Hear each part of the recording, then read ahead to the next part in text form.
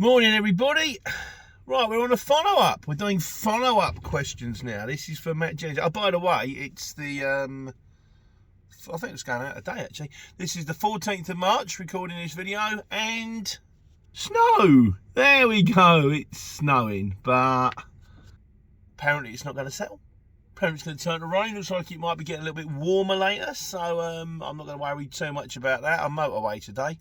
I'm on one of my multi-drops. Well, multi-drop for a truck. I am Northampton, then Atherstone, then Sheffield. So I'm hoping to get loaded early because then I've got a chance to get the job back, but we'll keep our fingers crossed on that one. So this is the Matt Jennings follow-up question, and he kind of said, it's all to do with this Euro 5, Euro 6 congestion zone thing, which is obviously very much on our minds at the moment. And he said, when do you see it going? When do you think Euro 5 trucks will become unviable? Because there's going to be so many zones out there that you basically, I can't do that job. I can't do that job. I can't do that job. I don't know. I'll be honest, I kind of think it's getting complicated now. You've got to bear in mind, if you're coming at it from two different categories, if you're coming at it from a single owner driver, like I used to be when it used to be me in the van, it's not too much of a problem. Because then if you see where your next job's going into, and you go, right, okay, well, that's zone, so I'm going to put a little bit of money on that. I'm going to put £15 on that job. I'm going to put £20 on that to cover my zone charge.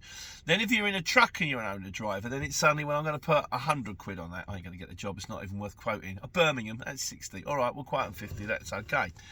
And then you've got another problem, which we all kind of have to suffer from, which is it zone? Okay, well, that says, where am I? Birmingham, so that's like B21. Was B21 zone, or is that just outside the zone? I'm not sure. Go and try and find a checker. You can't do it. You can for London, kind of, but you can't for anything else. And then you can't rely on the CX to come up with ULEZ, zone, CAS, because that might not be right. Oh, it's going to Bath, B3. Is that zone? Is that not zone? I can't remember. I did one at Portsmouth, PO2. Booked it, bidded on it, took it, and then went, oh, I've dropped a cranger there. I swear that's in the zone. It wasn't. It's in the docks. So it's right in where the zone should be, but isn't where the zone is. So it starts to become a bit of a headache.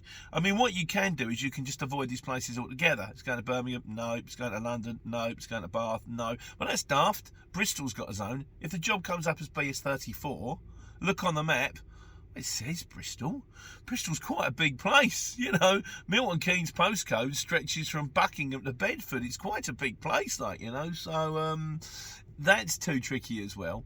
And then there's there's the extra cost and all that kind of thing. And then if we're running drivers as well, again, somebody made a comment on the Sunday Q&A, which will come up. I've just read it, but it hasn't gone on yet. And it's like, just because it says where your pickup is not in the zone and when your drop off is not in the zone, that doesn't mean that you won't go through the zone to get there.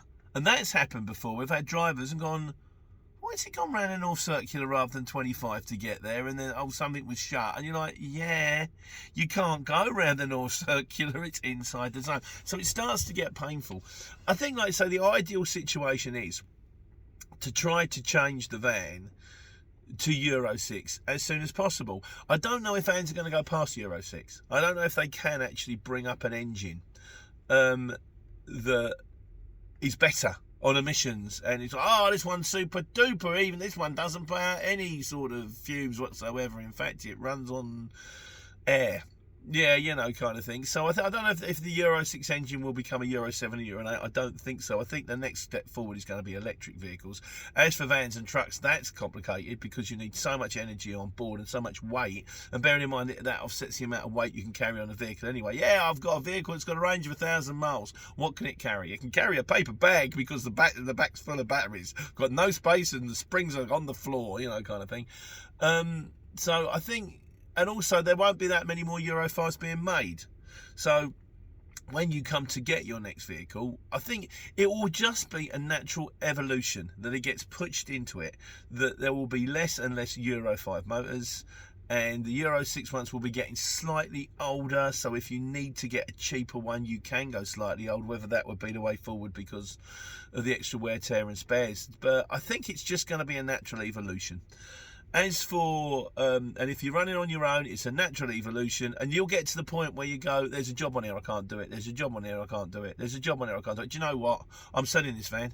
I'm fed up with this. And then you go down you go down the auction, or you go and trade the van in and sign a loan agreement, or pull the money out from under the mattress and go, right, there you go, Euro 6, and you move on. It's just like life, isn't it? They'll throw you problems and you just bat them back at it. Yeah, from the point of view of running drivers, it's a headache. When we get to the point where I've got another fine, someone's gone into the zone, I've got another fine, we'll go, look, these vehicles ain't working anymore, they've got to change.